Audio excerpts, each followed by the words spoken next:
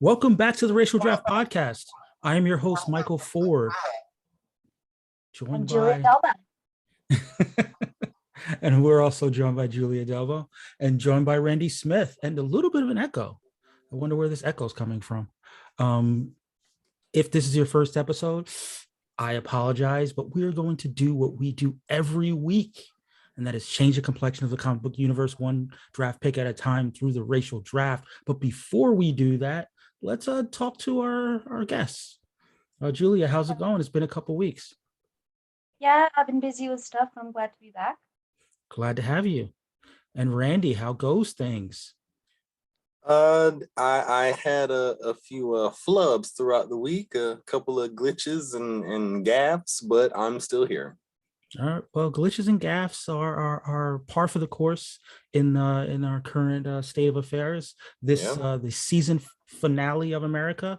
We don't know if it's going to be the split season like with a Stranger Things or a Better Call Saul, but the writers are just throwing everything at the wall. Hopefully, Point. it's only the mid-season finale.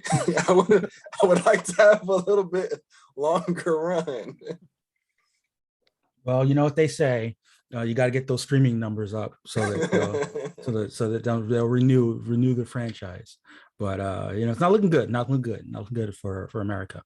But I guess we should dive into our news, our nerd news, and start start at the place that everybody else is starting at, and that is with some love and with some thunder. Big movie came out this week, guys. I don't know if you've heard of it. It's called Thor Love and Thunder. It's this obscure thing called the Marvel Cinematic Universe. I Apparently, love how you leaned over and checked your notes to make sure. exactly. So yeah, the movie made a $302 million worldwide, or worldwide, including 159 million internationally and 143 million domestically. A little bit short. I think some of the industry projections were 150 for a domestic start, so little dip, but still ahead of 19% ahead of Thor Ragnarok. Obviously people like to speculate on how these movies are going to do and whether that's some kind of gauge of the health or the lack thereof of the Marvel franchise. Julia, what are your thoughts of how the movie performed the first weekend? Well, it did all right, I guess. It did. Well, again, it's better than Ragnarok, which is good. Mhm. The cinema score has me a little, in its prospects. It got a B plus, which is the same as Doctor Strange, which did not have very good legs. However, I know there's less big movies coming out in the next little while than there was after Doctor Strange. So that could Right. There's not a Top Gun. no, there's not a Top Gun. There's Nope and there's Bullet Train. But then again, there's still those Minions out there, and there's still Jurassic and Top Gun still in theater. So there are other options for people. But again, we'll see how the rest of the summer plays out with that because there really aren't a lot more movies coming Yeah. that are big. And one thing that, as I was, kind of listening to some of the discourse around the movie, one thing that I think might help the movie compared to a Doctor Strange, there was a little bit of talk about how Doctor Strange kind of leaned into the horror elements and, it was kind of scary. I think that this movie's tone might make it a little bit more family friendly, as far as like kids and people and people with small children kind of enjoying this movie. So I think that might give it a little bit more legs than Doctor Strange had. But we'll see. Obviously in certain parts of the country, there are some political forces that might lead them to not want to support the movie. But we'll see. Oh yeah, there's some gay stuff in this movie. Less than you would think based on the way the cast and crew have been talking about it, but it's there. So Yeah, but I don't know how the math works, but it's like it's like a theory of relativity. It's like 1 ounce of gay equals 1 pound of hate or something. I feel like, if you don't mention that stuff, then you get a little bit less negative backlash and all of that stuff.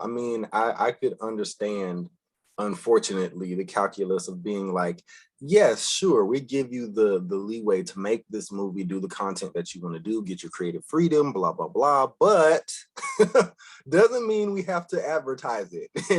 Like kind of like, yeah, you can have that lifestyle, just don't shove it in our faces, even though we're gonna profit off of your movie. Sure, but I mean, unfortunately, like I know I would assume that not too many of our listeners are big Fox News watchers, but they have a way of kind of distorting um, the truth. You don't So say. yeah.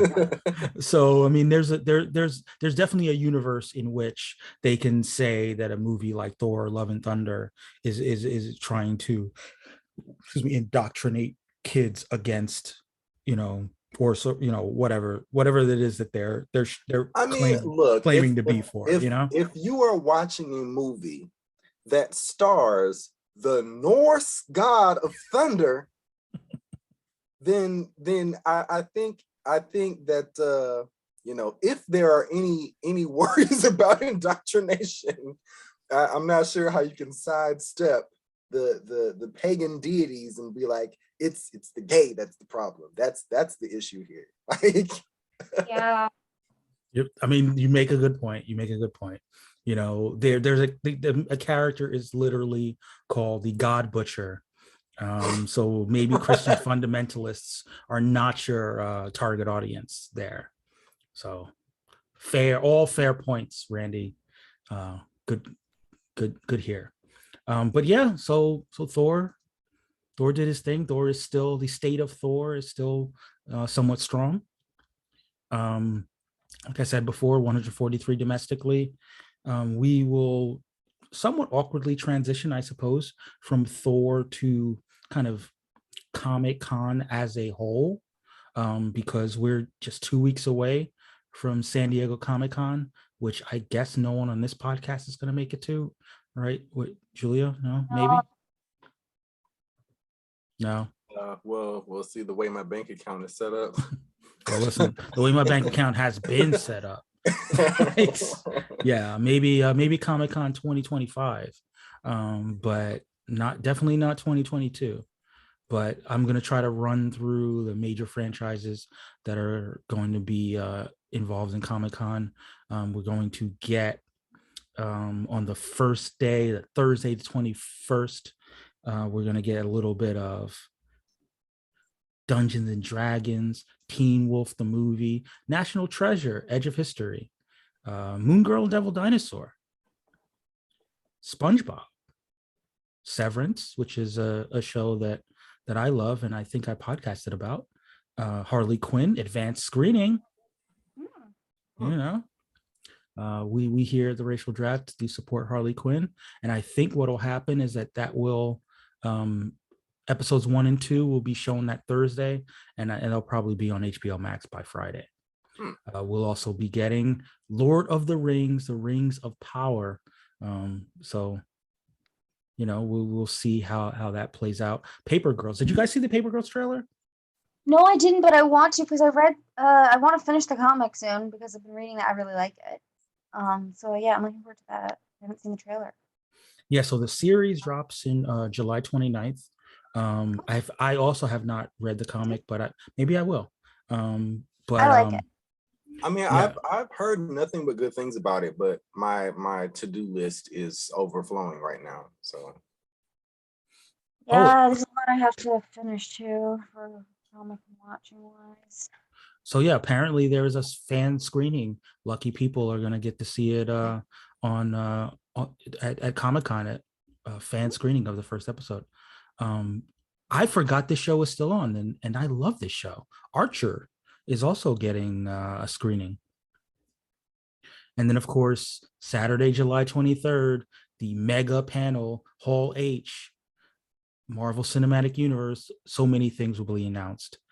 Black Adam will also be getting themselves a panel. I believe Shazam is getting a panel. What We Do in the Shadows, speaking of Taika Waititi. And Comic-Con is just going to be chock full of nerd news, and I'm sure we will have a Comic-Con oriented show in a couple weeks. So that's I'm trying to. A comic conversation, as it were. Nice, nice. I was gonna try to do some like comic cornucopia, of comic content, but we do what we do as far as puns are concerned. And but yeah, like, so that's Comic-Con, and that's not happening this week, but come back and listen to us talk about Comic-Con. And like I said, Marvel, they've got some tricks up their sleeve. They've got this Judgment Day event that's happening in the comics world. They've got some, a lot of comic oriented stuff. Well, it's Comic-Con, guys. Some comic oriented stuff, as well as comic TV. But Gosh, speaking of comics at Comic-Con, I don't know how well that's gonna sell. yeah, yes, very. It's outside the box, I know. But speaking of comics news, we got to talk about Black Panther, guys. There's a Black Panther movie that's happening in the late fall, called Wakanda Forever, and in tandem with this is in the fall in the comics we're gonna get a Wakanda series from fan favorite writer Stephanie Williams, who's currently doing God's work, bringing Nubia to the forefront in the Wonder Woman mythos. And now she's trying her hand at the Dora Milaje and Shuri, as well as Killmonger. Randy, you are one of our designated Black representatives. So correct. I am rooting for everybody Black. So tell us about what we should feel about this new Wakanda limited series. I mean, it's you can never have too much Wakanda in my eyes. Like, I feel like there's so much to build up on there, and every time you kind of feel like you sort of immerse yourself in sort of the vastness of it, then now you get a new corner. It's like, oh,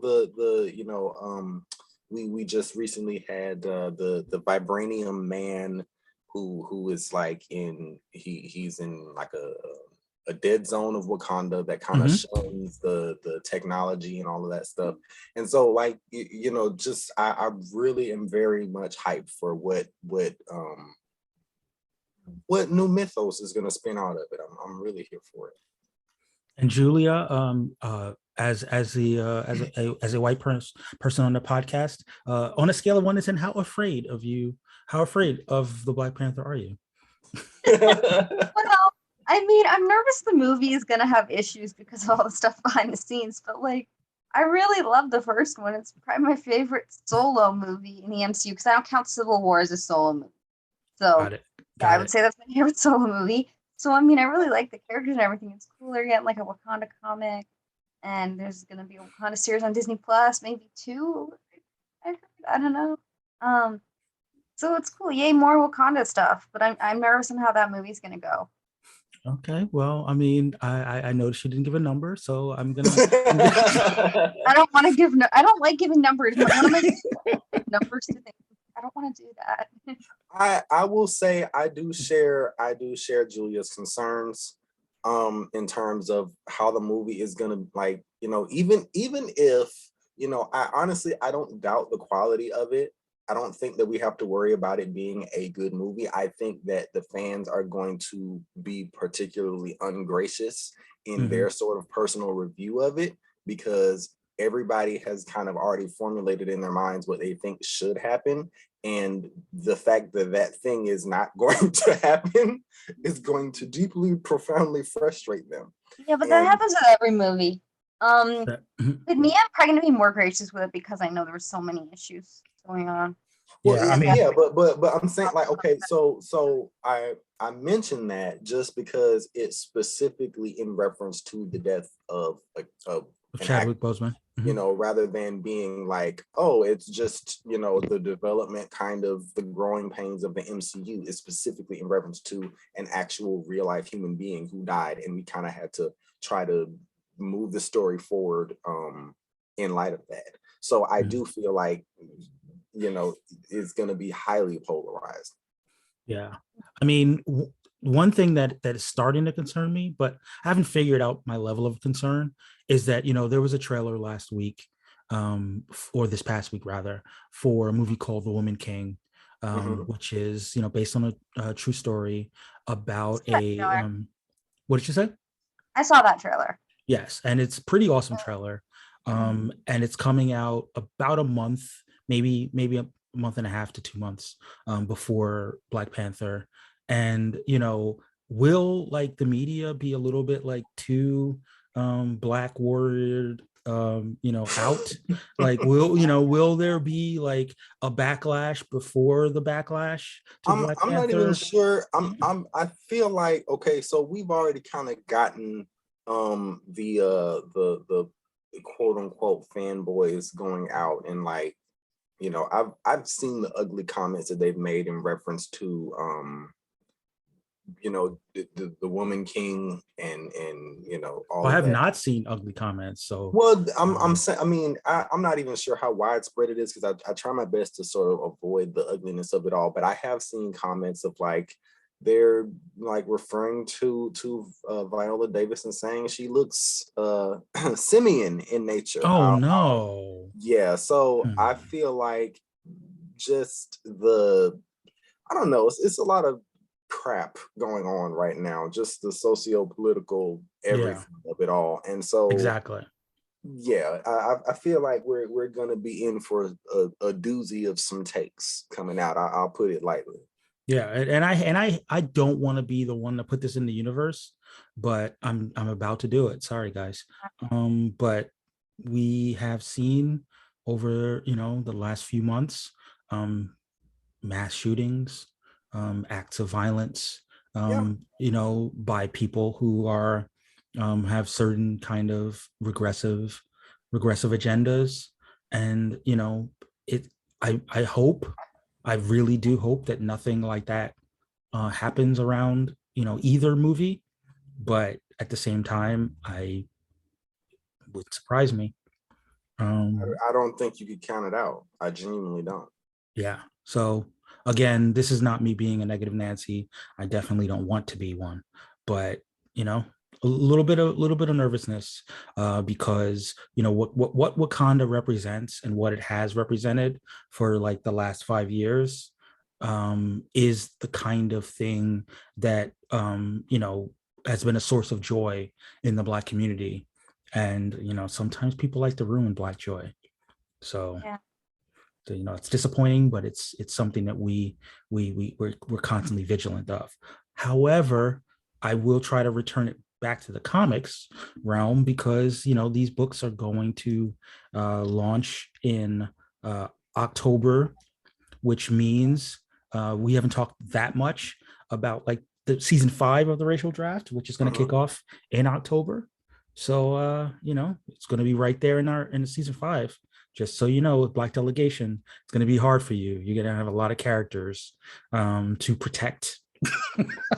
I see. Look, and that's exactly why I've moved away from sort of the protective stance. I feel like I can get a few here and there this coming round, this coming season, but yeah, that's a lot. I, I I don't really. understand. I understand. However, this is the racial draft. You got to protect off as well as acquire. Yeah. You know, but yeah. So Wakanda for at least a few more months. So Yeah. and so we go from the highs of Black joy to the backlash, or the blacklash, as we often say. We We have to don't talk. often say that at all. We we here at the racial draft No, mention blacklash. you often try to make fetch happen. We don't often say anything, but proceed. Go ahead. You see, you just ruined my transition. But we have to talk about Candace Patton. Unfortunately, Yeah. we talked about Moses Ingram the other week, a few weeks back. It's a familiar refrain, unfortunately, which is Black women being treated horribly on social media. and the internet in general and life in general, if we're being honest. And Candice Patton finally opened up to major outlets. I mean, she had opened up to smaller ones, and the story never kind of hit any kind of critical mass. But this week it did. She spoke to outlets like THR and Deadline, as well as the Open Up podcast, just about the bullying and abuse that she had been subjected to since 2014, and it is 2022. So she said that in the beginning there were no support systems. CW just kind of like left her out there, and to experience what she experienced. And many times in the first couple seasons she thought about leaving the show because of how she was mistreated. This is gonna tread on familiar ground, but it's definitely something that we should talk about. Randy, I'll give you the floor to talk about your feelings on how Candice Patton was treated and just in general, this kind of activity. This is one puzzle piece in like an ever expanding tapestry of just fan hatefulness. And like, we kind of tease and pick fun about like all this over fictional characters, but at the end of the day, like, the actors really are, they're really subject to the brunt of like people not unable to but unwilling to draw the line between reality and fiction, because of the thing, this made up thing that you like so much. You feel like it is okay to use that as an excuse to lob these hateful, bigoted attacks on people, to call them all sort of names, call them everything but a child of God, send them death threats and threats of violence and all this other stuff.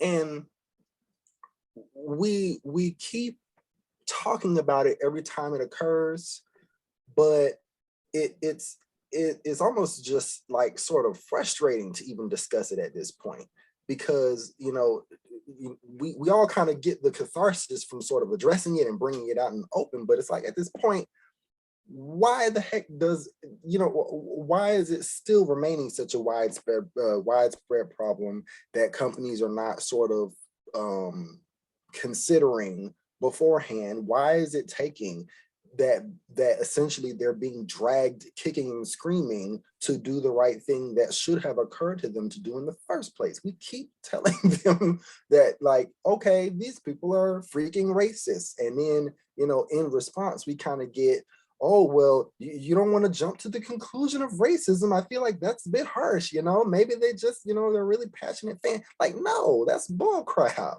They are racist, or they are misogynist, or they are homophobic, or whatever, or some combination thereof. They're horrible is what we're trying to get down to the point of, and it needs to be, I mean, recently I will say that there's at least been some sort of protocols in terms of what moderators will say on their accounts or what have you to try to address it, but it just really sucks that it's taken so long for even that bare minimum sort of action to be taken. Their account to try to say, oh, we don't accept these sort of hateful comment, this sort of lackluster kind of commentary in response, and often it is in response, not trying to preempt this sort of thing, but it just sucks, and you can't really get past the suckiness of it all. It just is overwhelmingly,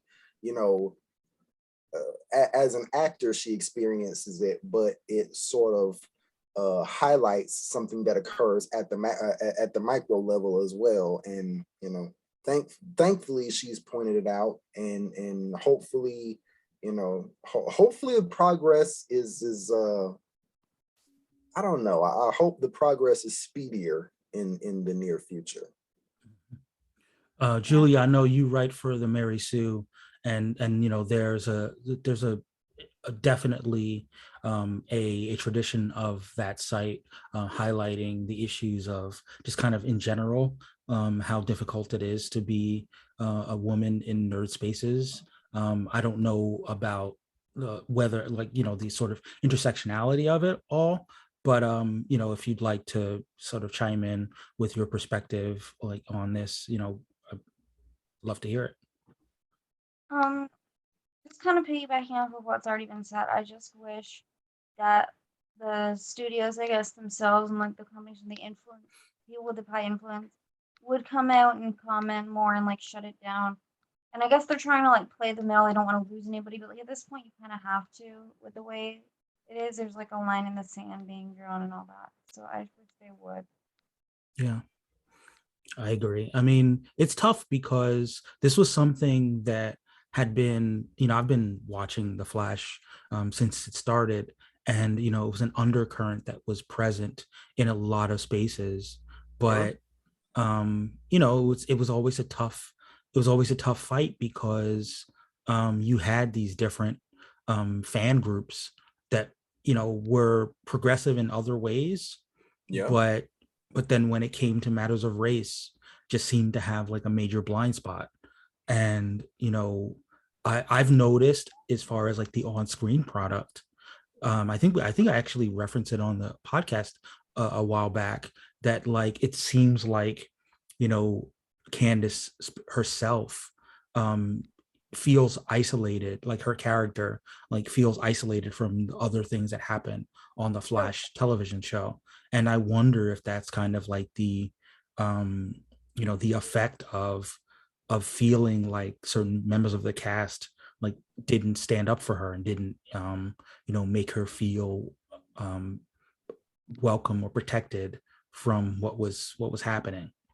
You I never. will. I mean, Go we ahead. Yeah. definitely. No, I was about to say we definitely didn't really feel her presence this season. Like that was a very obvious sort of, it really stood out, her absence. Yeah. And I don't know, it's so frustrating because the thing with the fandom of it all, even aside from the ones who are vocal and will tell you outright that ginger side or whatever the heck they're trying to claim is happening, you get people who will also try to gaslight you and pretend like it's, oh, because again, these certain demographics are convinced that they're sort of the gatekeepers of what is true fandom and what's really valid and blah blah blah. And so we get sort of, this isn't about race, we just want the quality of XYZ media, whatever comic or show or movie or whatever. We just want the quality of the thing to thrive. And it's like, you know, you notice the pattern after a Hmm. while. It's like the thing that you complain about every time just happens to be a woman, just happens to be somebody with melanin, or what have you. And so I don't know. Just the intersection of all of this is really taking a toll on sort of my interest in engaging with fandom in a public way, like outside of group chats. Yeah, and this is where we transition to the next story, which has both the highs and the lows of this particular aspect. Hmm. I don't know if you guys were aware. I mean, well, you guys were aware of this news story, which is that Captain America 4 found a director. I mean, not found a director. They, signed a deal to like bring in a director. We already knew that Malcolm Spellman was going to be writing this, but Julius Ona, I've seen the Cloverfield Paradox. Not my favorite movie, but it had its charms. What is going to be the director of this movie? He, I believe, is Nigerian, and um, this is good for the movie, that a movie that's going to be led by Black Captain America is going to have a Black director. But there was a little bit of kerfuffle,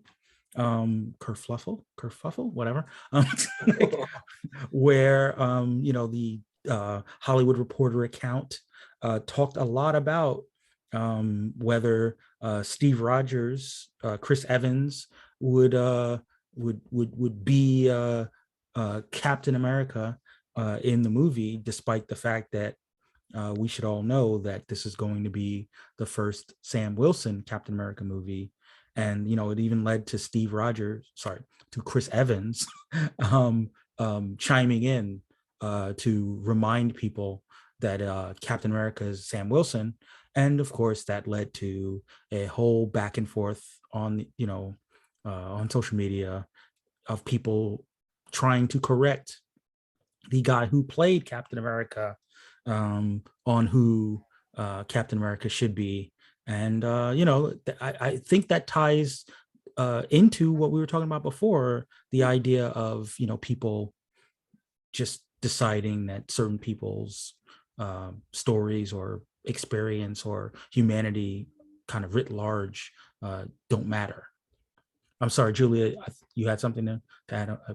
Like, I mean, okay, so first off with the director, I've never seen anything this guy's done before, so I don't really have an opinion on him. But as for the whole Captain America thing, like, yeah, it's really, there's really no excuse for not realizing that this guy's Captain America now. Like, if you saw the end of it, like, everyone saw Endgame.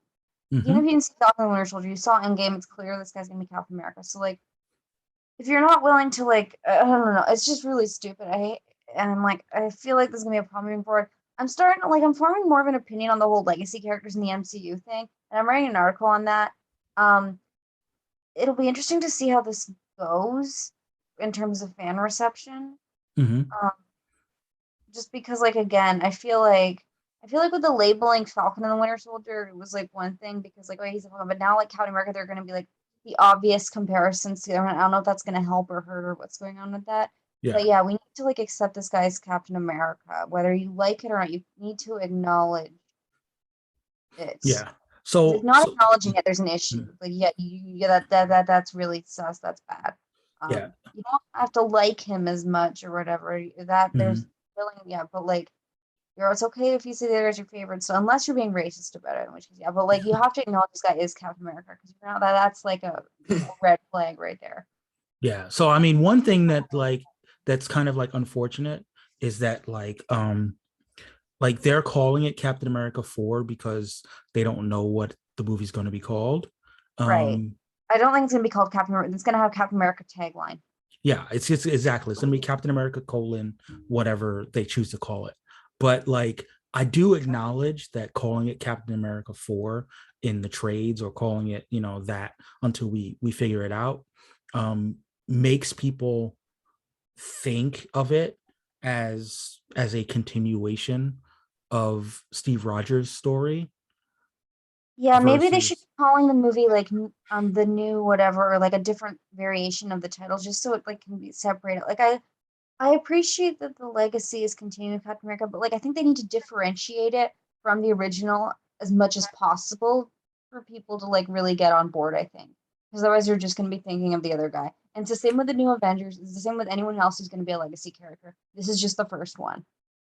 Yeah, I mean, I never thought about it that way, that this is the first movie that's going to be named after a character that character's not, like, the original character isn't going to be there. Because even though we got them, not we will not spoil Thor Ragnarok, or Thor Love and Thunder, right? Like, so we got another Thor in Thor Love and Thunder, but we still had Chris Hemsworth's Thor in that same movie.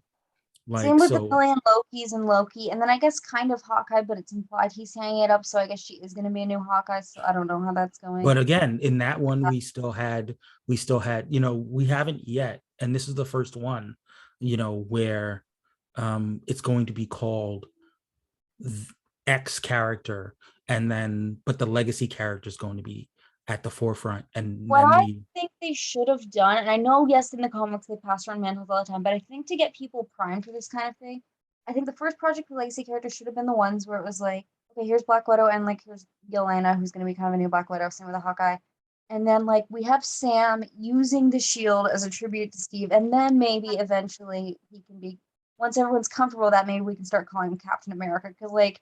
But isn't that what Falcon and Winter Soldier was? I guess, but like, I don't know. Like, that's how I see it, but I'm just thinking about how the general public's gonna see it. And like, yeah, I'm not sure. Like, I want this So to go well. so I want this to so go well. I So hope. I mean, we talked about Comic-Con earlier.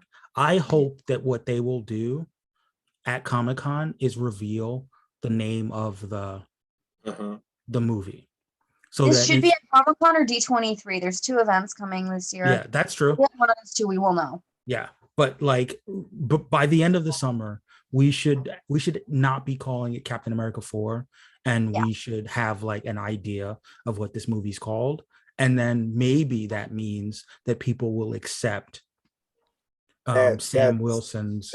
that's not what that means. I can save you a little bit of time there. But what I will say is Wait, this. wait. So if they called it like Black in America, like, Look, I mean, if they were to call it, say for example, if they were to call it the name, I'm trying to think what is the name of the comic that he's in right now. Captain America Symbol of Truth, I think it is, or yeah, I forget the other one that yeah. I mean, that's too generic though. well, I'm saying if they were to say No, something, no, but they gotta call it something black, my dude. yeah, but I mean, like, okay, the point I'm driving at here is that there are simply people who are not interested in being won over. Yes, I agree. I'm not going to sit here and try to say, again, it's not just limited to a certain demographic. I will see that point, but Yes. some people are just not. They're going to be like, not my Captain America. You've seen That the was a comic. literal name of a comic. Right. Mhm. We've seen it Yeah. in the Yeah. comics, and they played on that meta point. Some people are just not interested in acknowledging the thing that is right in front of them. And he's in the star-spangled whatever, wielding the shield, and they're like, nope, that's Sam. Look, Whatever. I think I figured out it out. Captain America, colon, no cap. Okay, I mean, like, I genuinely feel like the time I feel that's being spent on trying to convince people that yes, you should accept that he's Captain America. That's well founded, and I Mhm. appreciate it, and I really do like the fact that people feel the drive to defend it, because it is true and it's freaking reality. So yes, we should be in favor of reality. But I still feel like at the end of the day, if somebody is going to sit there and be obstinate and obtuse and reject reality, then guess what? We need to put out the thing and let it be amazing and let it be awesome.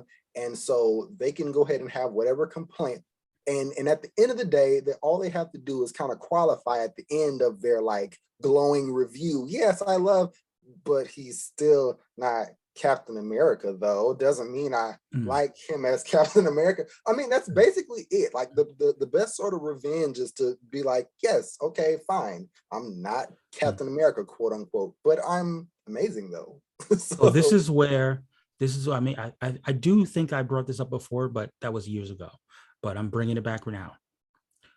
Since the Marvel movies have been talking a lot about the multiverse and incursions and all the other nonsense. Not completely nonsense, but hate the multiverse.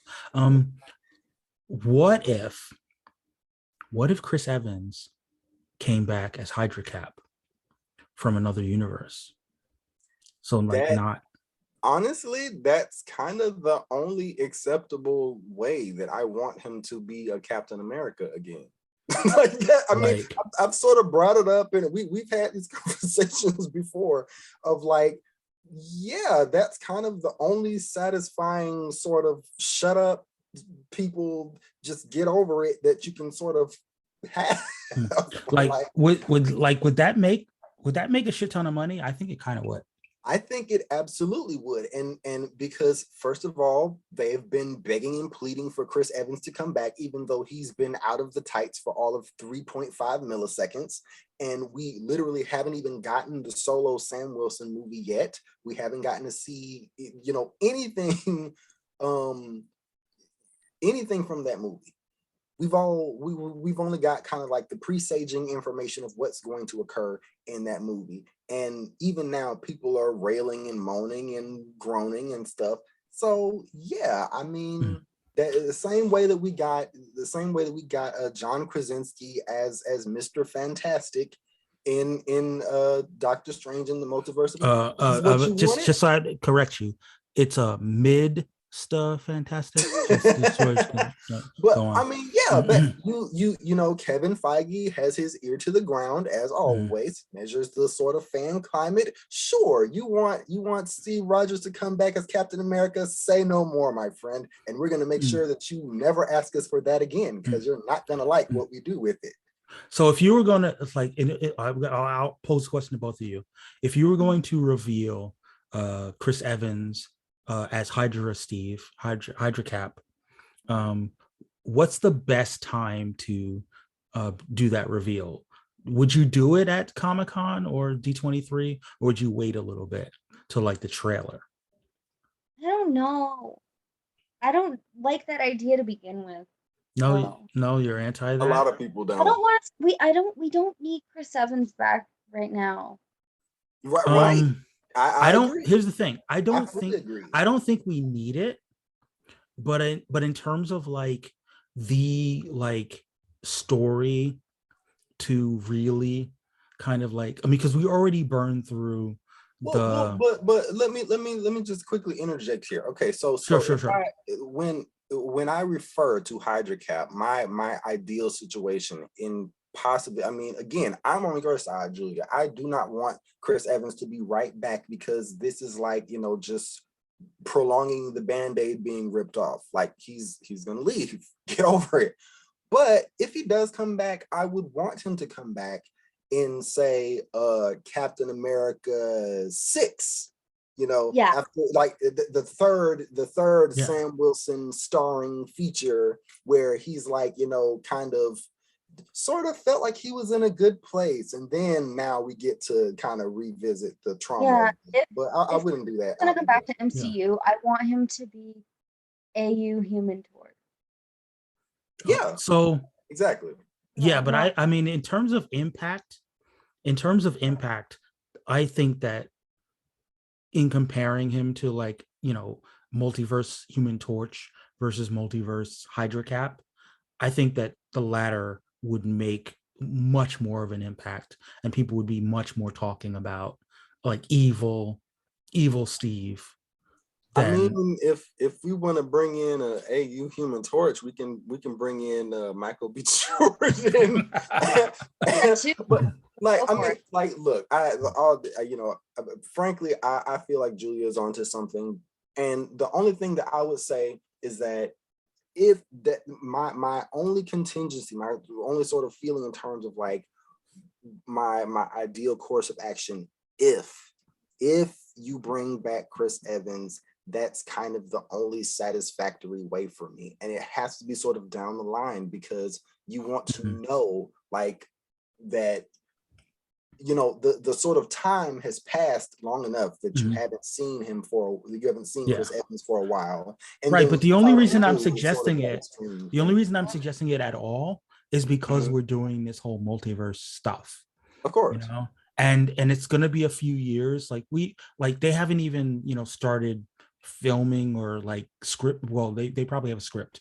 It's like we're still like 2 years away probably of, you know, from this new Captain America movie. And if we assume that the multiverse saga is a thing that's happening and planning to happen, then we should be sort of asking ourselves, like, how do we incorporate the multiverse into X story, even though we know it's not going to be in every story. Right. Like, but this is an example of where, like, incorporating the multiverse would benefit the story. Yes, I see that point. What I will say is, if they wanted to bring in Hydra Cap, I would do that, like, you know, again, if not way down the line, if you wanted to kind of keep it in line with like this current phase, then what about Secret Wars? You know, I Yeah, mean, I mean, it could happen in that no, kind it of can thing, like definitely happen in Secret Wars. I mean, I say that I because like you don't want to kind of overshadow. Maybe literally, I feel yeah. like if you bring him back in this first time that we're seeing Sam Hmm. be solo, that would absolutely overshadow Sam. I don't I like mean, but I coverage mean, and it just definitely could, yeah. 100%. But I also worry, and maybe this is just me concern trolling, and I apologize if I'm doing that. Like the last Captain America movie, even though it was like Avengers 2.5, Mhm. um, made over $1 billion. Yeah, The only Captain America movie to do so.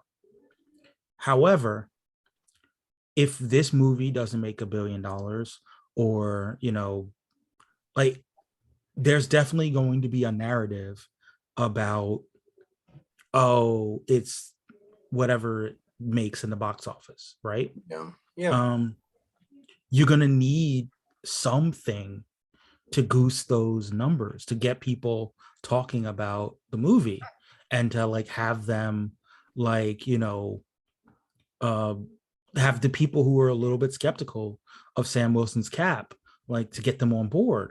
And from a villain perspective, like, I'm not really seeing like someone who could, show up and be like, this is the villain that's going to um like bring people to this fourth Cap movie. And like, if we're I'm using comics, if we're using comics as a um you know obviously we're savvy enough to know that they're not perfectly right. adapting comics, but there's not a deep roster of Sam Wilson villains to Well, draw. I need to I go to would bed soon, so just putting that out there, maybe logging off. But what were you saying, Julia? Sorry. I need to go to bed soon, Okay. so I won't be okay. on that. All right. Well, Well. I'm gonna turn off the camera at least, Okay. but I'll still be here for now. Okay. okay. So the I would say off the top of my head, you could at least try to do maybe something with like the Serpent Society, which they teased at their, the last time they did like a name tag thing reveal. They teased that, which that might draw in some fans. Or you could do a call in to a call back to the comics, and have good old John Walker be Yeah, involved but the in thing is, we already burned the John Walker thing. That's what I was saying before. We already burned the John Walker thing in the show, and now, like, chances are we're gonna have John Walker in the Thunderbolts, where he's probably gonna get some kind of like well, redemption arc. yeah, um but I say that because he we saw him at sort of the beginning of his redemption arc, um even in the midst of the fact that, within that show, he had his fall, but then he also had kind of the beginning of his redemption arc. And I yeah. say that because, US Agent is somebody who sort of like is uh the conservatives' answer to Captain America. Hmm. And I don't know. It's just a very interesting dynamic that he has, this sort of public outrage and public disgrace of all what happens, but then sort of similar to what happened with the boys this week. I will say you get sort of that dynamic of some people kind of like the outlier, the guy who isn't really seen in such a great light by those, polite liberal so and so's, like, so I feel like that could be something that um plays in there, and it doesn't have to be necessarily a heavy-handed commentary, but it, the the sort of dynamics of it all would be hard to miss, but still is something worth exploring. Yeah, I mean, like I said, I think that because they already used John Walker on the show, Mhm. that just means that they're not gonna like redo that for Sam in his movie. It's just going to be like too close to what they've already done. And then again, if we're going like the Serpent Society they're not like a big name, so unless we're like stunt casting and like bringing in like a great actor, um and doing it that way, I So just they'll don't. probably do it. That's how they'd probably do it. What did you say, Julia? That is probably how they would do it. Yeah, I mean that's how they'd have to do it. But there's no one's jumping, to top of mind, from that perspective. Again, we don't know when this movie's supposed to come out. We don't know like where it's going to fit.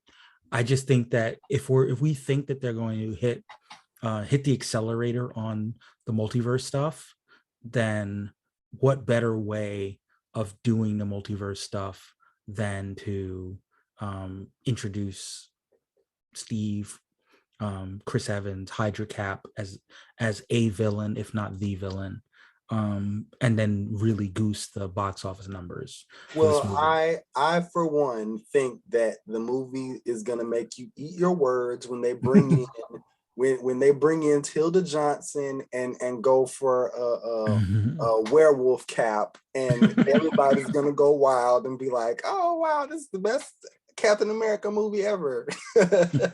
You said werewolf cap. But no, I feel you. I mean, we'll see. I think that's it as far as our nope, sorry, one more story, one more nerd news story, and I left it for last for a reason, and that is because Netflix fans unite. High five, do whatever you need to do, because Charlie Cox, Vincent D'Onofrio are back together again for the Echo series. It's only right we started this podcast with an Echo, and we're right back talking about an Echo, because Echo is going to have Daredevil and Kingpin. We don't know when, we don't know how much. Julie, do you have any insight as to from your sources as far Yeah, as I don't think it's that. I think Kingpin's in it more than Daredevil, and Daredevil's not in it a ton. I mean, like they're in it, and then it's like I don't know. I don't think it's gonna quite be Boba Fett level of like here's full episodes like of The Mandalorian. That's Boba Fett. I don't think it's like quite like that. Yeah. Are you guys all familiar with the rumor that Jessica Jones may play a role as well? Mm-hmm. Yeah, I heard that it's not true, but who knows? Okay, that's cool. I mean, I don't think Jessica Jones needs to play a role, but I do like Or just Chris. come back like at some point, but just not in this one.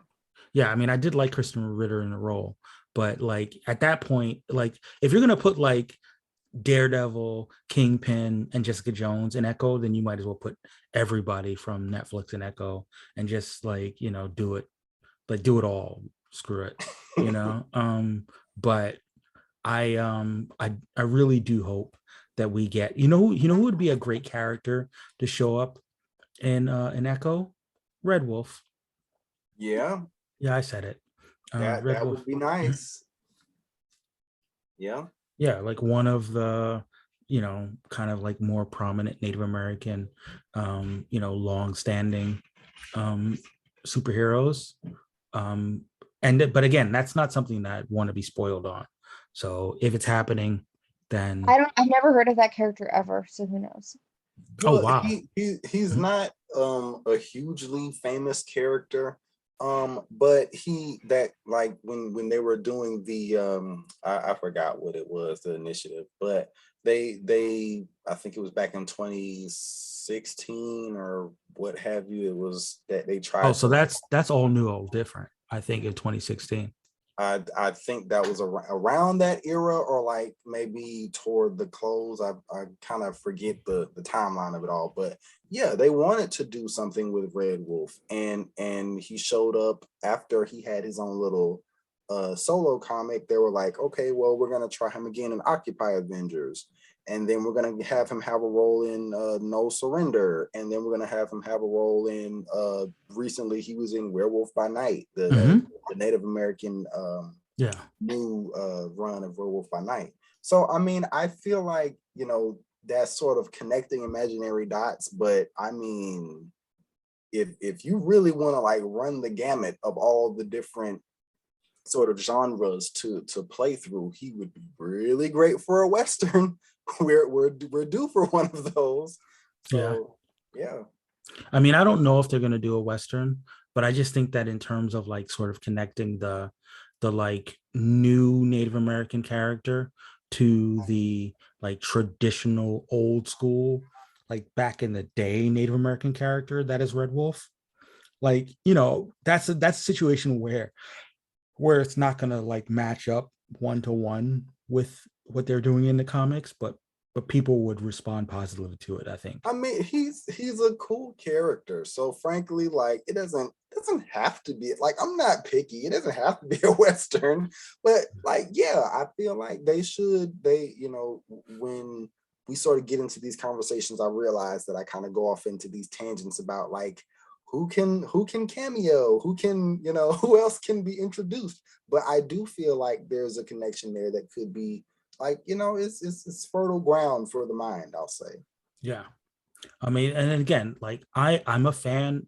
Listen, I'm currently rewatching Daredevil season one. And you know, it's awesome if you guys want to join in. But I'm glad that these actors, you know, for Matt Murdock and Wilson Fisk are coming back to the MCU. Mhm. But I don't want to see their returns overshadow what Right. we're getting from Maya Lopez, because Alakwa Cox was great. And, you know, we already saw her get overshadowed in Hawkeye Well, it by, wasn't her show in Hawkeye, but this is. right. But the thing is, like, I mean, you're right. It wasn't her show, but like she was introduced. And then, like, immediately after she was introduced, uh, Elena was introduced. And then everybody kind of forgot about what she was doing. Um, so we didn't mind it as much because we knew she had her own show. Yeah. But if her own show turns into Oh yeah, that's um an issue. Yeah, I'm worried about that too. exactly, so fingers crossed that that's not what happens. But you know, um big fan of Echo, big fan of the actress, and I'm gonna keep riding for it until we, you know, maybe we'll find out at Comic-Con like when this show's supposed to come out. Mhm. And you know what, you know, maybe they'll officially announce that that Daredevil and Kingpin will be there, and they'll do it in such a way as to not overshadow her. But I big don't know how that news. announcement doesn't overshadow her. I hate to say it. Yeah, I mean, I don't know either, but like, you know, they have to know the optics of this would be bad if they just made it Echo, you know, Daredevil and Kingpin featuring Echo. You know, that's not what anybody wants. I mean, that's what some people want. Yeah, But sorry, yeah, sorry, I sorry. You're right. that That is what some people want, but that's not what we want. it's just, I don't know. The conversation is just, it's very interesting how we kind of get um into the discussions about you know, Sam Wilson and Echo, and that sort of tends to be the tendency, doesn't it? Like with just fandom, I mean, you know, fandom conversation, and by extension sort of what the nerd news covers, like they'll sort of give you a a reference to the character, but then also there will be times where they sort of put focus more on like the white people that are involved, Mm. or the Mhm. white people who kind of, you know, and it's like I don't know. It's just very interesting to see the conscious and unconscious biases at play, because it's something else. Yeah, you're right. So that's our nerd news. Julia, thank you for joining us. I know you're gonna like head off to bed. We're gonna dive into some of our racial draft business coming off of our break, but we're glad you joined us. Thanks for You know, having me. let the people know where they can find you and where you can find your writing and your stories and your work, kind of like overall. Okay, so my Twitter and Instagram is at Julia Dalbell. You you can also find my stuff right now. It's like a lot of it is on Coming Soon and the Mary Sue. are the two sites. I'm also on the direct and sometimes some other stuff. That's where Okay. my channel stuff is right now. Um, yeah, so go check it out. I do a lot of different stuff, and yeah, I'm tired right now. Sorry, but thanks for having me. Thanks for joining us for sure. Always great to have you. 100%. And we're back. Well, we didn't leave, but we'll be back after the artificial break. But yes, we are back. But since we're back, I did not reward some of our nerd news bonus points, and I'm gonna do that right now, guys. So yeah, because we're into racial draft business. So starting off, Thor, you get some points. Thor. Randy, help me out with some vamping. Um I'm so mad that like the funding is not there right now to try to see the movie. Like I was like, yeah, I'm gonna have myself together and I'm gonna go see this movie as soon as it comes out. And then my my bank account turned around and said, no, actually you're not. But I'm hearing sort of like, I don't even want to really say mixed views because they're kind of skewing more toward like you know, sort of negative.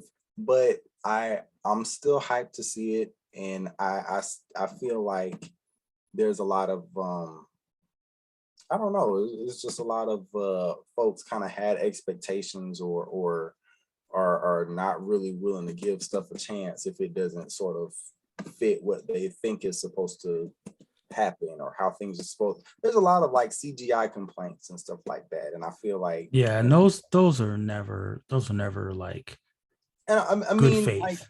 yeah, I get that some of the stuff is valid, but I haven't seen any of the MCU movies thus far that were like so extremely like lacking in quality and stuff like that. I mean, we kind of have gotten used to like just over time seeing so many CGI movies that we kind of have gotten better at recognizing CGI. So yeah, it might stand out, but you know, they you still got to give credit to the CGI folks. Yeah. But yeah, I mean, look, uh we may do a podcast for Love and Thunder just so we can get into like a lot of our spoiler talk. Mhm. You know, I've been kind of scrolling through making sure that everybody gets their bonus points. You know, obviously Sam Wilson, we talked about this already. You know, we talked about you know, Shuri and Killmonger getting their series. We talked about Daredevil and D'Onofrio and Echo, of course. Let me make sure that Echo gets her points. Sorry, guys, her Who bonus drafted? points. Did anybody draft Killmonger? No one has drafted Killmonger yet. Hmm. I mean, I think that's one of those things where like, I mean, I've talked about this before in other seasons. Like Killmonger is a character where other ethnicities could have a Killmonger, but like Killmonger specifically, Yeah. like his story is so like black that it's hard to like make it work with. That was just me putting out the suggestion into the ether so I can challenge when Toriano eventually gets the idea. Like look he's like, oh yeah, you're right. We haven't drafted Killmonger yet. I'm like, not so fast. look, I mean, that's what I mean. Like like a Native American Killmonger is like better imagined as a like new character Yeah, more so than as like Killmonger specifically. You know what I mean? yeah, yeah. Like I would definitely get hyped if there was like a character that was like Killmonger but Native American. But like specifically Killmonger, nah. now that you kind of put it out there, I feel like uh Grey Crow from Marauders might be like, if they wanted to elevate him as a character, that would definitely be the route to go. I mean, but he's a mutant though. That's Yeah. that's what makes him tough, because we have all the, like, the Krakoa type stuff going on. But Mhm. like, I think, like I said, I think that there's like a way to, Killmonger is like Magneto adjacent, um Yeah. in terms of like the villainy that is tied closely enough to the social aspect that, like, I feel like a lot of ethnicities would love to have a Killmonger, is what I'm saying. Well, we But saw him first, and he's ours. yeah, so I mean, I don't know. I mean, I like to encourage the black delegation, but you guys do your own thing. But if you decided that you want to I'm kill, I'm I'm still salty at the black delegation voters for not rewarding my previous efforts. So I don't know. We shall see. look, I mean, let's talk. I mean, we can talk about it now. We can talk about it now, for the listeners, for the benefit of the listeners. We're gonna play around a little bit more with respect to the bonus point structure. What I think I'm gonna implement, is 25 points bonuses for the 90% threshold, Mhm. and then 10 point bonuses if you fall short of the 90% threshold, but you get above 75% threshold. So, Okay. I mean, it's not, obviously the incentive is still to get as high as possible, Yeah. but I know that some people want to like take risks, and you when you take the risks with your character, you potentially don't get all the bonus points, Yeah, but and frankly, we've had some characters that were actually pretty well received being race bent, and then like they just got, maybe not a high number of voters. So mhm, that one down vote was like a huge chunk of, yeah, yeah, I understand. but we've talked about this before. I do want you guys to like maybe push a little harder, try to like sell your picks a little harder to people, and try to get those extra picks. I mean, Yeah, extra votes, in the current season. I'm sorry, in the upcoming season. Hopefully that happens a little bit. yeah. Listeners, this is where I impart upon you that if you see a pick that you are really hyped about, go ahead and share it, and quote tweet it, and let everybody know that you're down with this particularly interesting spin on a character. Or when they've protected a character, let people know that you're down with that too. I mean, also feel free to troll us. Like, I'm fine with I'm fine with, like, not obviously not just like straight up trolling that's like unproductive, but like if you're mad at it, like I want to have the conversations. I feel like the conversations are worth having. But Yeah. like sometimes I see the picks are being made and people just like, it's just crickets. Like I Mhm. want to, at least if you're downvoting, I want to know why. Or All right. like, because some people just don't like the change at all, and then there's also room for a lot of nuance there. So Yeah. And yeah, by all means, let us know why you have a problem with a certain pick, because we'll get into it. We'll talk about it on the show. And in fact, that's probably a good place to start. Um, you know, where we start is somewhat safe pick from the Swanamena delegation, a fairly new character named Dr. Badir. We don't even know his first name yet. right. Hunter's Moon, the second fist of Khonshu, who is an actual Egyptian man.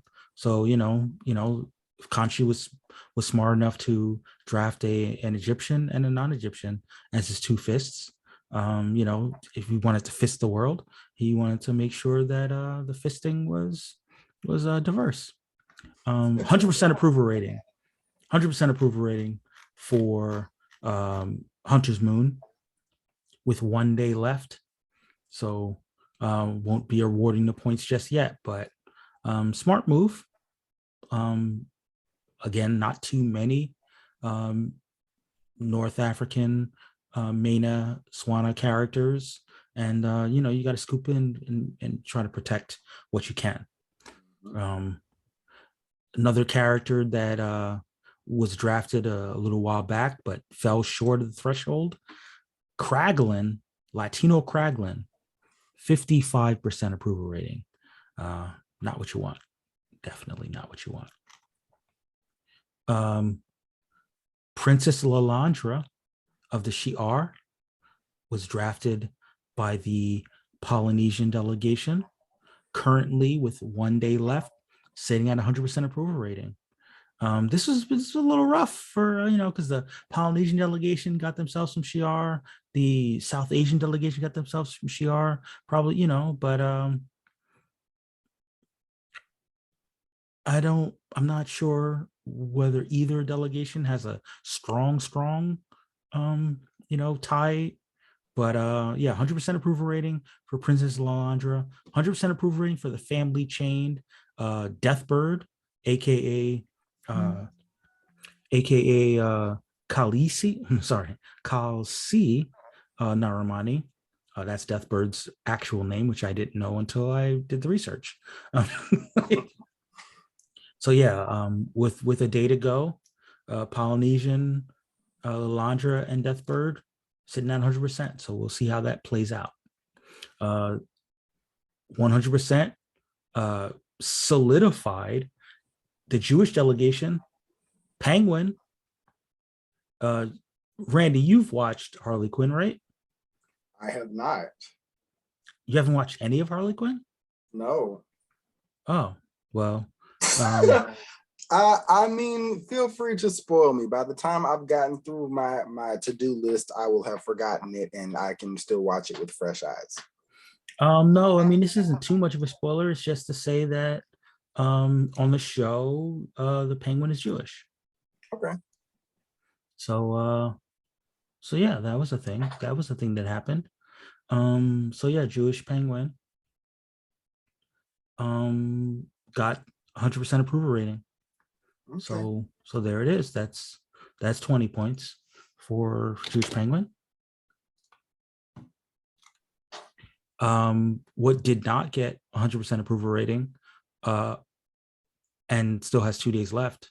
So we get the score even lower than what we're at right now, which is a 12.5% approval rating. That would be White Cyborg. Correct. Yeah, Randy, I'm gonna clear you out to talk about Victor Stone as a white man. First of all, the fan casting, I believe, was Chet Hanks. And to be fair, that was a fan casting from a previous season, and I definitely pushed for that because I mean he's definitely a white man that would say booyah. That is true. That being said, I feel like White Cyborg is just kind of Terminator, isn't he? Like, I mean, like you don't really get. You mean it's RoboCop is what it is. Correct, right? Yes, sorry, my bad. But I mean, yeah, like you don't really get any of the, like, we have a lot of white cyborgs, and so to he already doesn't have very much in the way of a distinctive hero name, and then to be like, hey, actually he's a white guy, then you get like you water down what little diversity there is to be seen. And we already know that DC doesn't have a whole heck of a lot. Like they sort of seem recently like they're not quite sure what to do with Cyborg. He's in the Justice League, he's with the Titans, he's Doom Patrol, Young Justice, he's kind of everywhere. And I genuinely feel like his blackness speaks more to the constant question that gets thrown in our faces: is he a man or is he a machine? and they keep rehashing it. Like anytime you get an arc Mhm. that explores Victor Stone as a character up until this point, that has been the crux of the Mhm. story. Is Yeah. he a Now man? Is he a I machine? would So take it I would take it even a step further. Listen, I don't think they've done as much with Cyborg as they could have done. mhm. But what I do know is that as a Black person, as an athlete, one thing Yeah. that's constant in his story is that he was a football player, and he had these injuries, Mhm. and it sort of took him out of the realm of this. He had this dad who was like a scientist, and then he wanted to be an athlete, and the the idea of Black men specifically, being valued for their athleticism and their physicality, and then Yeah. losing that, and then not being able to um, be the sort of like paragon of physicality, of athleticism, Mhm. of sport, of what I mean, like all these things that we do associate with Black men, um in addition to, like you said, is he a man, is he a machine. I think that there's more layers to Vic Stone as a Black athlete Yeah. who loses his ability to be kind of like a fully actualized person, and then having to be replaced by a machine. Like I just don't think any of those elements are there when it's a I white mean, guy. what makes it so like so particularly galling is that there was an arc where we kind of got sort of the resolution. David Walker, he has Cyborg foil this invasion of robotic aliens, and in the process he sort of integrates their technology, and he's able to assume a more human form, and like not look so robotic and all this other stuff. And we also had another time where they sort of like quickly blink and you missed it, they addressed the idea of like what happens when like the government sort of claims the robotic parts as Mm-hmm. like proprietary. So we like the second that you sort of dip your toe into the waters of kind of the deeper conversations, then ta-da, this era is over and we're back to he's on the team. He's with Yeah. whatever super team doing whatever super shenanigans. Yeah. And the thing is, like, I'm, we've talked about this before. I'm not a huge fan of Cyborg. Yeah. I have seen him done well. But I think that they haven't done as much with the characters they could have. I Um, feel like and a and lot of people feel that way. and And part of it, for exactly that reason. Yeah. is because he's stuck, and because he's going to be stuck in the Mm-hmm. cyborg form, they can't do too much to him to evolve him. Sorry, evolve him beyond there. Yeah. And And I kind of want to, I'm sorry for jumping in here, no, but go ahead. I don't know. It's just there's a lot there, and it's very clear to me that you know DC, they want him there because diversity is great on your resume, but to actually add the substance makes them deeply uncomfortable. Mm-hmm. And so we don't get a whole lot of expansion on, again, like we said, Blackness and the fact of him being a Black man specifically. And we also don't get a whole lot in the way of talking about the disability side of his experience. Mm-hmm. And so we just get kind of, I don't know, it's just very, very Yeah. frustrating. And I feel like that could be further washed away or further downplayed if he is a white guy, because they I Like don't you know. said, like we said, it's RoboCop. Yeah, we Um, have a lot of white cyborgs already. We don't have to, that sort of is, one of the few things that sort of, specifically Black fans who are looking for a hero to sort of identify with or enjoy, their exploits. That's sort of one of the few things that he has going for him, because otherwise we're looking at his origin over and over again, and the crux of, is he human, is he robot, blah blah blah, over and over again. yeah. Um, and yeah, so we're gonna move on to 100% approval rating for Filipino Bane.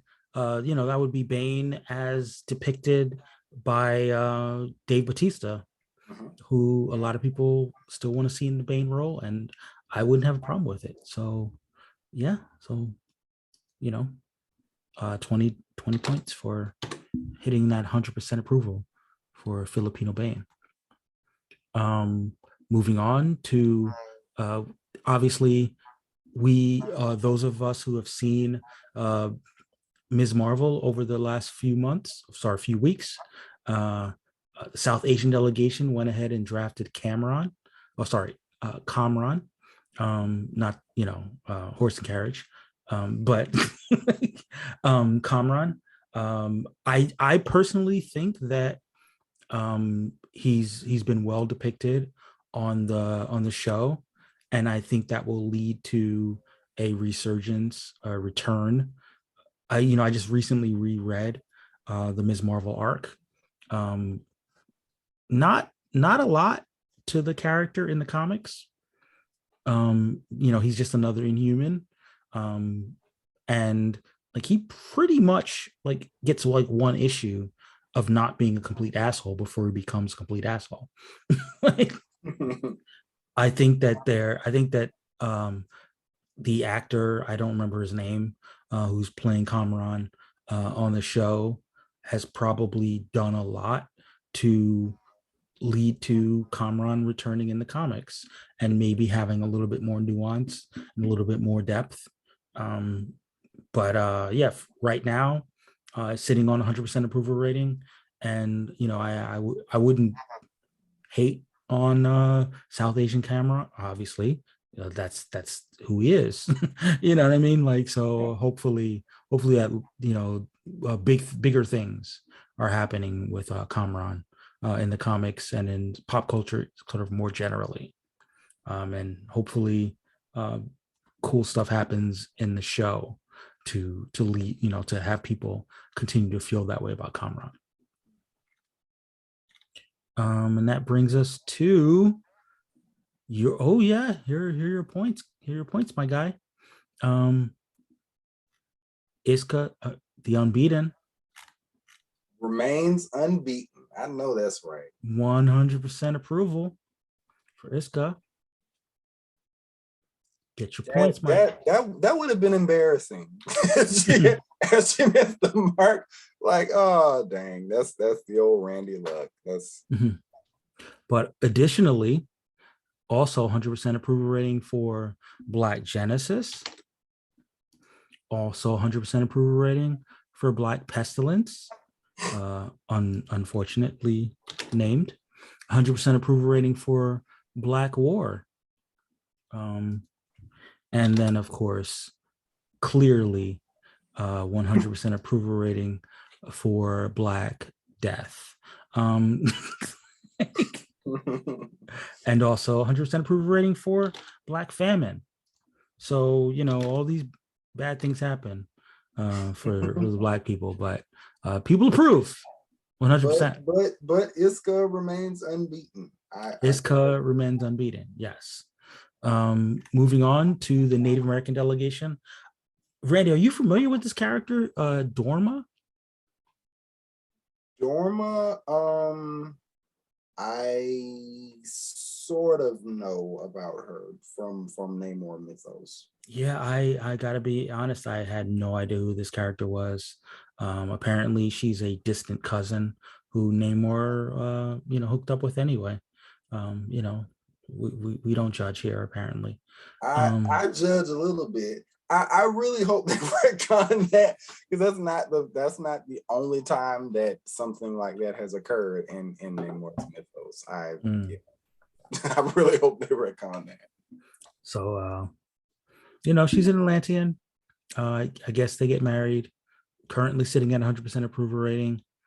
I don't know. I don't think she's played like a major role in storylines. So I'm we'll. fairly certain that her relevance, like I do know that she had a role in the King in Black Namor miniseries recently. Oh, okay. Yeah, but other than that, as far as I'm aware, and of course I have my tendencies to be wrong, so forgive me if I am, but I do recall her being like sort of, one of those characters who's more famous for dying than anything else. One of those, yeah. Yeah. Moving on to the multiracial delegation, and our favorite, two race, Harvey Dent, 100% approval rating. And look, I mean, I sold it last week. Like, we love ourselves. We love ourselves I will take this time to recommend to anyone who is not currently reading it, go read it. It is complete. Batman 89. That comic is so good and it's so black. Go read it. Enjoy, treat yourself. It is good. All right. Well, yeah, I mean, in that comic, he's not biracial. I just think Right. that the biracial element to Two-Face is like chef's kiss, you know what I Yeah, mean? absolutely, absolutely. So,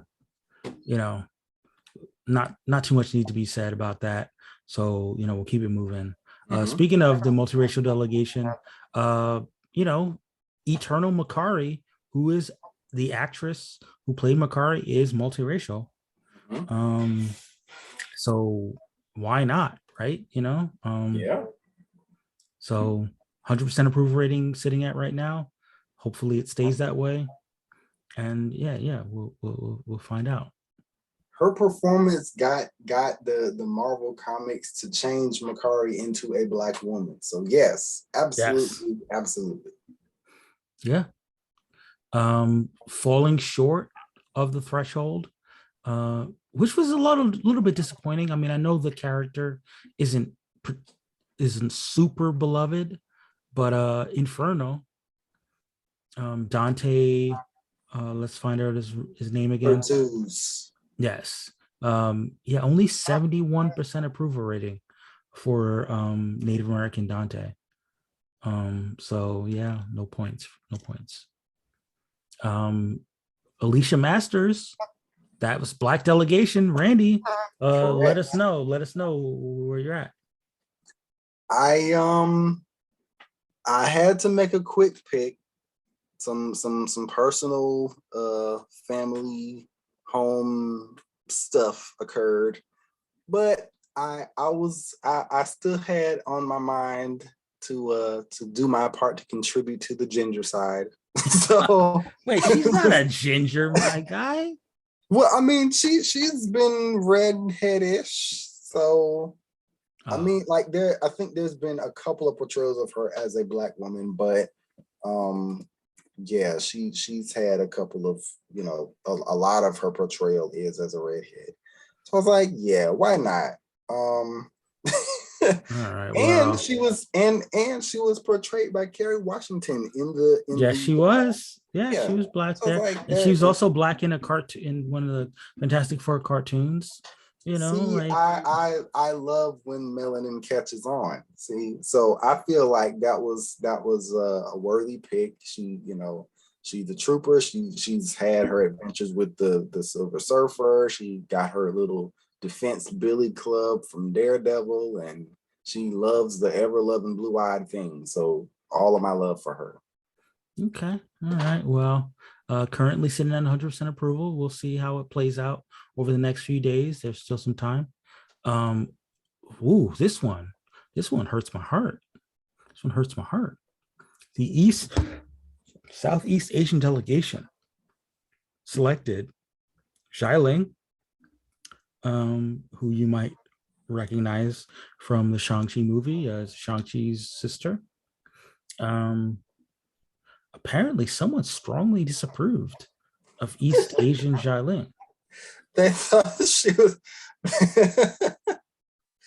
I guess they wanted her to be portrayed by Scarlett Johansson. Exactly, Scarlett Johansson Xialing.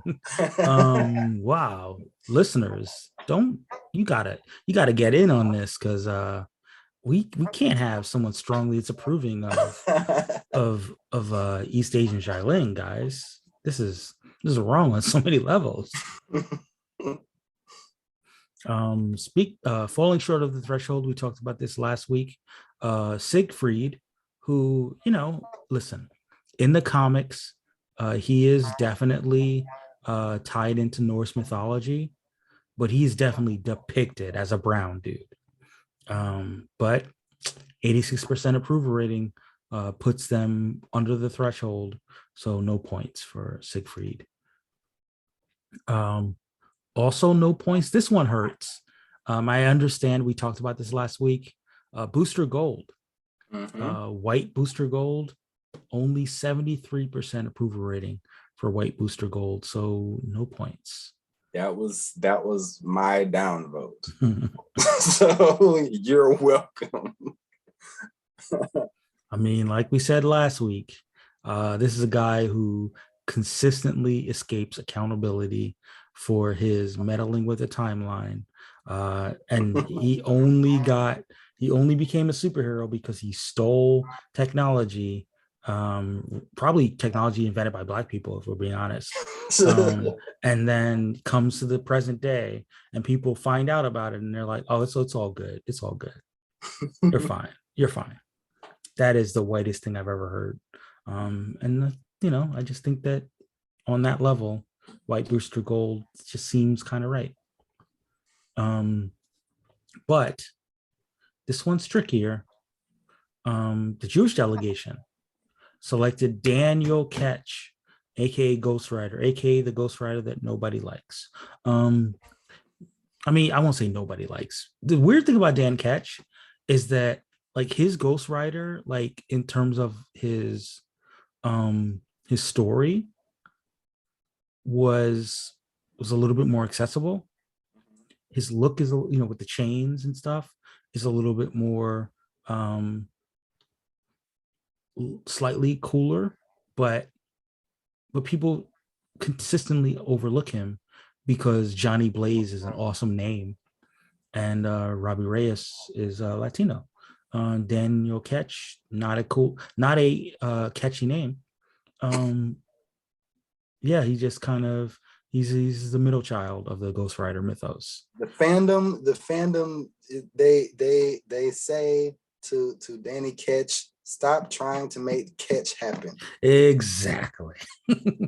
Thank you for getting that pun off before me. So yeah, maybe that's fitting for the Jewish delegation. That just he's awesome, but he doesn't really get the love.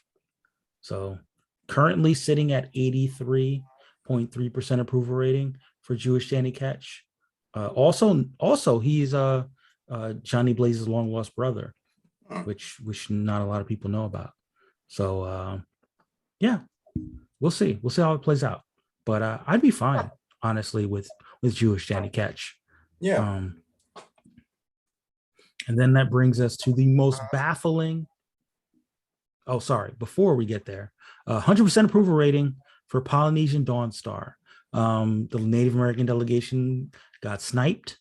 The Polynesian delegation got themselves a futuristic Native American character, and they got 100% approval rating. So get those points. But now, the most baffling outcome. Latinx delegation selected Jaime Reyes, aka the Blue Beetle, aka the first Latino superhero in the DC film universe to get a project, a theatrical project, only 81.3% approval, including 6.3% strongly disapproving of Latino Blue Beetle. Fuck is up with that, yo? That is very bewildering. That is some hateration and some holleration in this dancery. And we got to bring back the old school. Racist, 6.3%.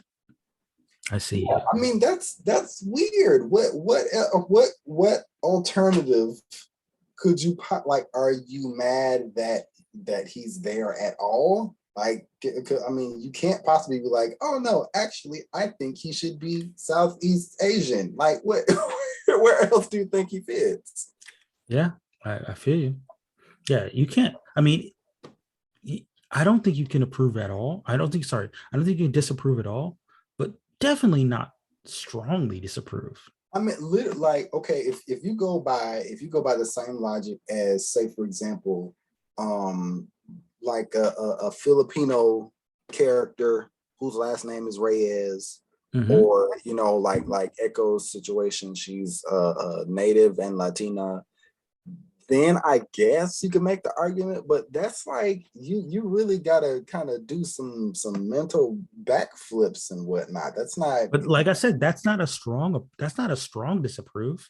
Right. Like if you're like, oh, I wish he was Native American or whatever, like that to me is a somewhat disapprove more so than a strongly disapprove.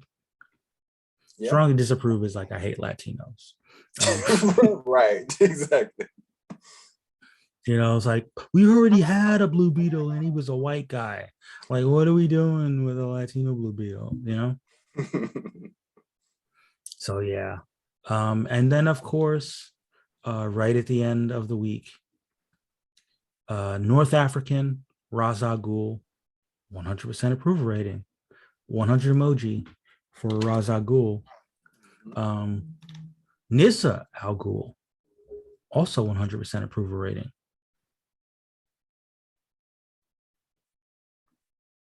And also Mara Al Ghul, 100% approval rating. So yeah. And I would be remiss if I didn't mention a little bit of family chaining. Wenwu by the East Asian delegation, family chained through Xialing, currently sitting at 100% approval rating. So whoever was racist against Xialing is not being racist against Wenwu, which I do approve of that. And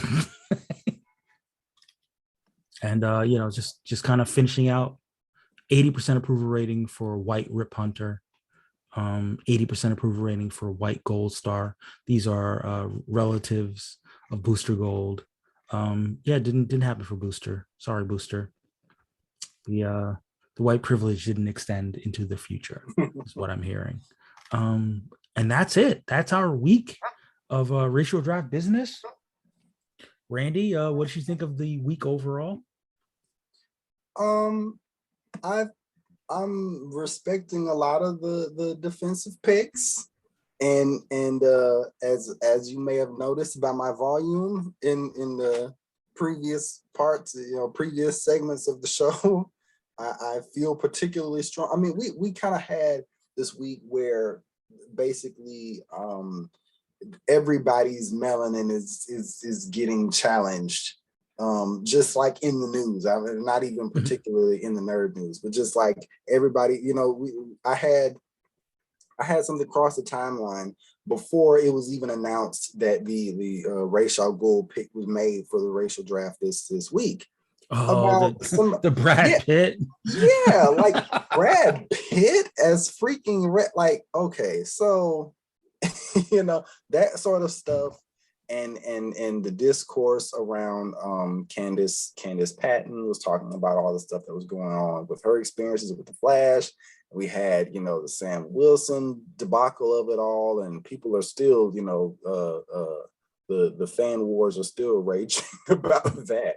And I believe this week was, if I'm not mistaken, the conclusion of not only was it the release of the latest Black Panther issue, which was highly controversial.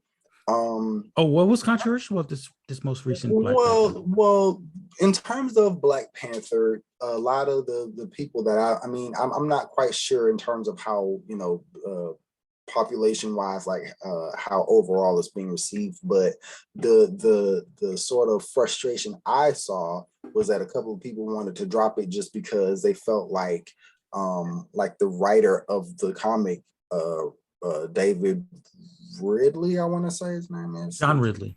John Ridley, was like that he was doing character assassination on T'Challa, that basically like all of like his sort of actions are being treated as like his consequences catching up with him and all this other stuff.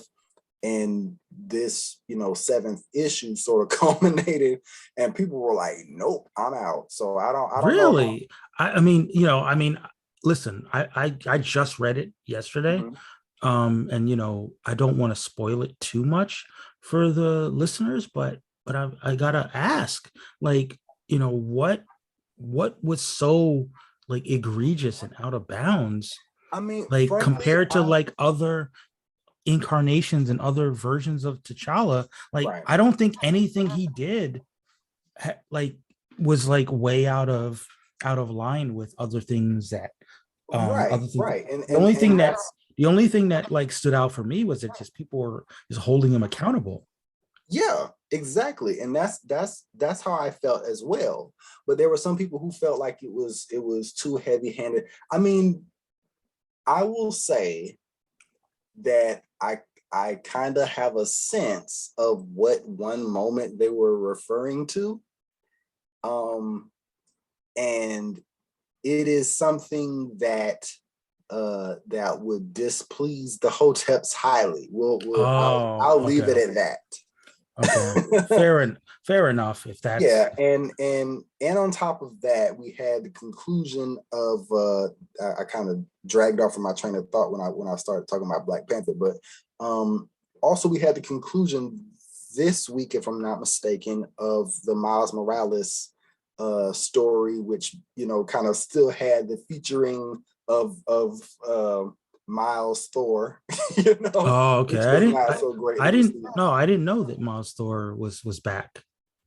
Yeah, I mean the last issue of the mini had all of them, like all of the Miles is competing against fighting against all of the Uncle Aarons, and so it was